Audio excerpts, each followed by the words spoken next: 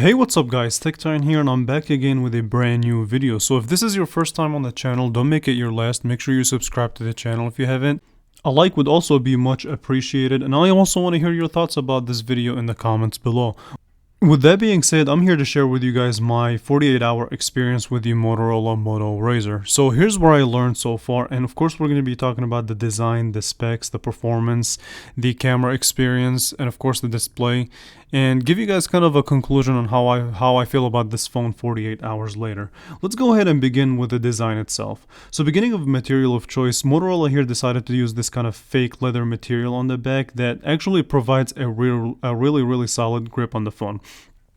And of course you have your hinge that separates the top and the bottom of the phone, and I have to say this, that the material that they used on this phone feels really nice. Now the durability, honestly, I won't really be able to tell just yet. I feel like if you use this phone for a really long time, then you'll be able to tell whether the material that they used on the back is going to be durable or not.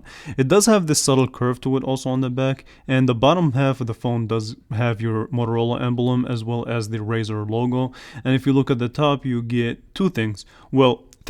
You get a dual camera system with your LED flash, but in addition to all of that, you do get a secondary display. So this is Motorola's 1.6-inch OLED display, and it provides a couple of useful information. You can add stuff to it as you like. By default, it provides you the time, battery life percentage, the day and the date, and also you can change it to whether you want to record audio. You have a couple of events you want to set up on your calendar, a timer, and you can also customize it to show the weather and stuff like that. One of the things that I also found kind of interesting, what I kind of think of it as a gimmick, is that you can also take a picture using that little small screen, and I guess it will use it as a bigger picture. So in a classic Motorola fashion, you can just twist the phone twice and it will launch the camera system, and you can go ahead and capture a picture in that regard. So listen, that smaller display would come in handy if you're just looking to check out the time without actually physically opening up the whole phone. I think it's unique. I think it works really well for a phone at this price point. And one of the things that I also noticed is that the camera hump is nearly non-existent. So thumbs up to Motorola for doing that, especially for a phone this thin. Yeah, so the sides are made out of metal, but more on that later.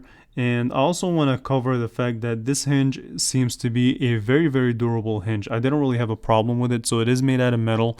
And Motorola, while this phone is technically supposed to be in the mid-range world, because it does cost $599. I know the price changed to $699, but trust me, it's gonna come down again. Just wait a little bit if you're looking into buying this phone. And overall, really, the hinge design seems to be a very solid design. And obviously, durability, only time will tell how durable this material is going to be, so we'll wait on that. But yeah, opening and closing the phone up is really satisfying, and you can tell that they spent a lot of time into making sure that this hinge is a solid. And if you're looking for a gap, if you're trying to find a gap when you close the phone, it's really hard to find it. So definitely give a thumbs up for Motorola in that regard. They really did not skimp out on the material for a phone that's quote-unquote supposedly a mid-range device. As far as your I/O goes, on the right-hand side you do have your volume up and down as well as your power button. Now for the most part they're very clicky, tactile. They're decent buttons, and the power button also doubles as your fingerprint sensor. So it's fast, reliable, does what it's supposed to, so thumbs up for that. On the bottom of the phone you do get your USB-C port, which does support quick charge up to 25 watts, as well as your bottom facing speaker, and we're gonna get to listen to the speaker later on in the video as well. And you also get an additional microphone. But one thing that really blows my mind is the fact that this phone is really thin and light. So I do have to give it to Motorola for that. It did not feel uncomfortable at all, whether it's closed and in your pocket or not. This phone felt really good. So overall design, as of right now, seems like a huge thumbs up in my book. I did not have any problem with the design. I still have to do more testing, obviously, but as of right now, 48 hours later, I'm happy, satisfied. So let's go ahead and cover the display a little bit. So what Motorola decided to do is give us a main display of 6.9 inches, Full HD plus POLED display, and that little screen, I think I said it's 1.6 inches, is actually 1.5, so there's that correction. But yeah, basically the main display is an AMOLED LTPO, HDR10 plus support, 10-bit, 120% DCI-P3 color gamut, so it's the whole deal. And you do also get a refresh rate for to up to 144 hertz, and they have what's called a touch rate that is 240 hertz and 360 hertz in game mode only. You also get a peak brightness of 1400 nits. And one of the things that I want to talk about is this though.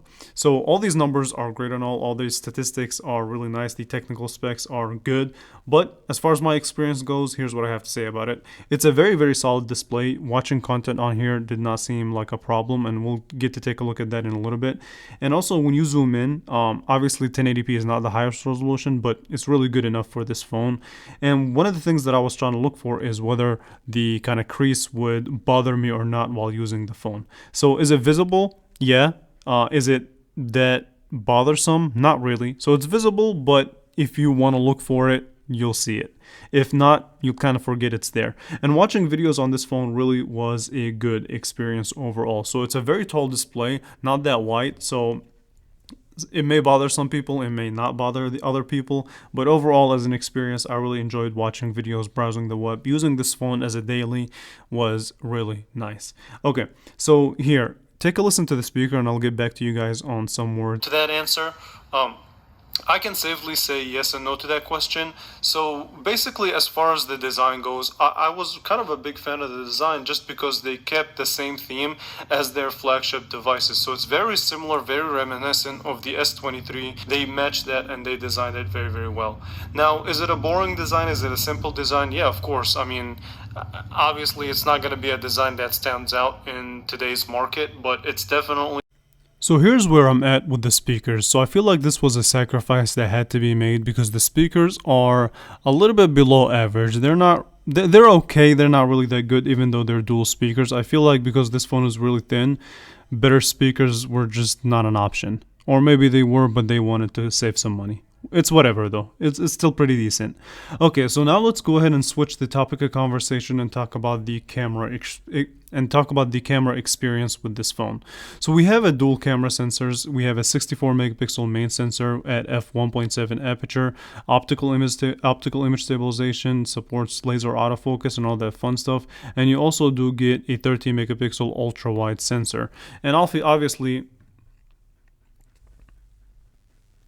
and so basically the camera experience on this phone was for the most part pretty good. There was a kind of a lag here and there when switching between the main sensor and the wide angle, but that wasn't really that big of a deal for the most part. So it does record video up to 4K at 30 frames per second, or if you want full HD at 30 frames per second or 60 frames per second.